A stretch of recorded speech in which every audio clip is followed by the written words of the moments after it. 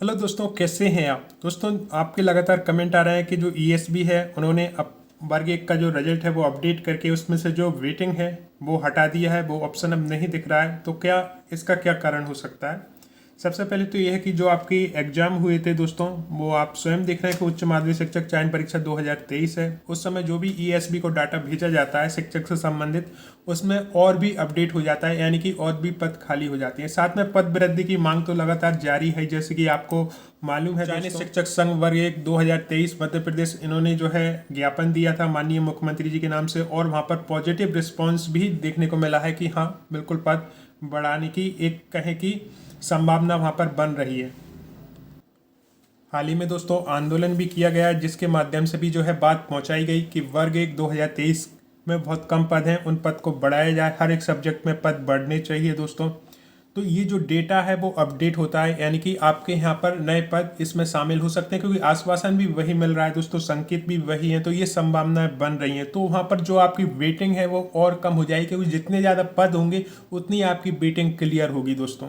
तो ये अपडेट आपको मिल सकता है। साथ में ईएसबी का काम सिर्फ आपके एग्जाम लेना होता है दोस्तों। ईएसबी कभी आपको ज्वाइनिंग नहीं दे सकती। ज्वाइनिंग देने का काम शुरू होता है आपके एमपी ऑनलाइन के माध्यम से। ये है टीचर रिक्वायरमेंट काउंसलिंग। यहाँ से आपकी काउंसलिंग होनी है दोस्तों। तो यहाँ पर जो लिस्ट डलेगी ना, जिसमें आपकी वेटिंग, क्योंकि मैंने आपको ये भी बताया है कि वेटिंग कितने प्रतिशत तक ली जाती है या क्लियर होती है, यानी कितनी प्रतिशत वेटिंग जो है वो क्लियर होती है, क्या नियम है, वो मैंने आपको इसमें बताया है दोस्तों।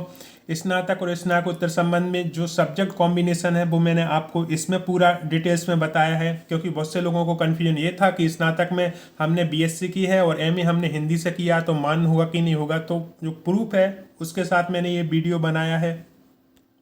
वर्ग एक में कौन से अनिवार्य डॉक्यूमेंट्स है उसको लेकर मैंने ये वीडियो बनाया, और आपसे ये भी कहा है कि अपने डॉक्यूमेंट्स तैयार रखें, क्योंकि चुनाव की आचार संहिता लगेगी उस टाइम तक तो कुछ काम नहीं होना, लेकिन चुनाव होते ही आपकी जो है डॉक्यूमेंट्स अपलोड कराए जा सकते हैं। तो आपके पास पूरे डॉक्यूमेंट्स होने चाहिए, क्योंकि बहुत से लोगों के पास डॉक्यूमेंट भी होते हैं लेकिन वो कंप्लीट नहीं होते हैं, उस चक्कर में वो होल्ड हो जाते हैं। तो वो हमें नहीं करना है। कौन कौन से डॉक्यूमेंट चाहिए पूरा आपने जो है मैंने इसमें क्लियर किया है, और जो गवर्नमेंट आदेश है उन अनुसार ये सारे वीडियो बने हुए हैं।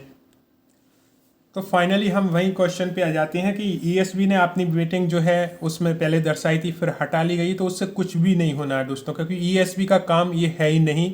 ये काम है आपके एमपी ऑनलाइन पर जो टीचर पोर्टल बना है काउंसलिंग का, उसका। तो उस पर आपकी वो लिस्ट भी आ जाएगी, आपकी वेटिंग भी वहाँ पर शो हो जाएगी। हो सकता है कि आपकी अभी जो वेटिंग दिख रही है, जैसे मान लो कि आपकी जो वेटिंग है वो 50वीं दिख रही है, पद बढ़ जाते हैं तो मालूम पड़े कि वो वेटिंग 30 पर आ गई या 20 पर आ गई। ठीक है, तो वो अपडेट जो है हमारी एमपी ऑनलाइन पर बहुत जल्दी हो जाएगा, और आप डॉक्यूमेंट्स भी तैयार रखें। तो यहाँ पर मैं यही कहूँगा कि जो आप मुहिम चला रहे हैं और सपोर्ट भी आप कर रहे हैं, खुलकर सपोर्ट कर रहे हैं दोस्तों, और यही हमें चाहिए था कि हम सभी एक प्लेटफॉर्म पर हैं। तो कोई भी डरने की आवश्यकता नहीं है, घबराने की आवश्यकता नहीं, क्योंकि छोटी छोटी बातों पर यदि आप डरने लगे तो बड़ी लड़ाई हम कैसे जीतेंगे, जो कि पद वृद्धि के लिए है। ये संघर्ष है दोस्तों, और इस संघर्ष से आप जैसे कई उम्मीदवारों को जॉब मिल जाएगी। तो ये संघर्ष बहुत बड़ा है। बाकी कि ये जो अपडेटेड होते रहते हैं, ये होते रहेंगे समय समय पर, तो इसकी आप बिल्कुल भी चिंता ना करें दोस्तों। चिंता सिर्फ एक बात की करनी है कि जो भी पद वृद्धि के लिए मुहिम चला रही है उसे आपको खुलकर सपोर्ट करना है, जैसे कि अभी तक आप करते आए हैं दोस्तों। ठीक है, तो आपकी जो भी वेटिंग हटाई गई है, कुछ भी हो गया हो सकता है कि आगे जो काउंसलिंग हो उसमें नए पद जुड़ जाएं और वर्तमान पद आपके हैं, तो आपकी जो वेटिंग है बहुत हद तक क्लियर हो सकती है।